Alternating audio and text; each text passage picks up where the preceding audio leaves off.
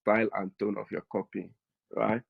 Here I said that the tone of your copy is the way you express your attitude, your personality, and emotion through your language and style.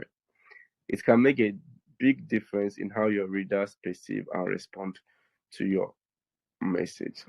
One thing I will say here is that how you express yourself, how you say things. If you're writing to Nigerians, you have to write to Nigerians. You have to know that when you say things, you have to say the Nigerian way. You don't go about using big grammars when talking to Nigerians. And their words, Nigerians normally they like amiibo, they like gist.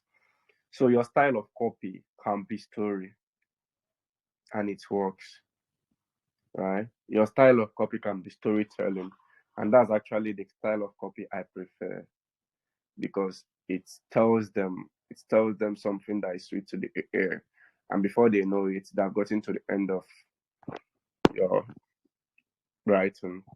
So here, the language also matters. The language you use. You don't use difficult words in copywriting.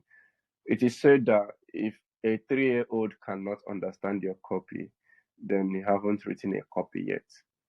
Okay, your copy has to be in plain English, in plain language that is understandable to the layman. You don't have to be highly educated or over educated for you to be able to understand the copy. Okay, so talking about tone, copywriting tone. Okay, what's it called? Copywriting tone is basically how you address your audience.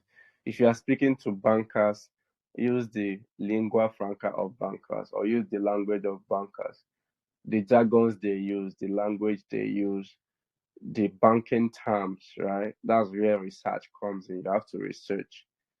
Okay, you have to research. If you're writing a copy for a real estate property, you have to use real estate terms, ROI, and whatever it is, right? So these are the things you need to take note of.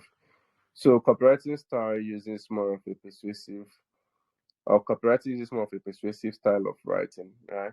Because you persuade people to, copywriting is persuasion. Because for people to do what you want them to do, you have persuaded them.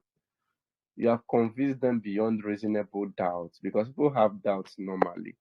But for them to be convinced so much that they took action, then they're already convinced beyond reasonable doubt. And that's what copywriting do. So copywriting uses the persuasive style of writing. Okay, so like I said here, find out what works for your audience and use it. Make your research, know the kind of language that resonates with your target audience and use it. Okay, and that's it for this part. So moving on, we come to the copywriting psychology.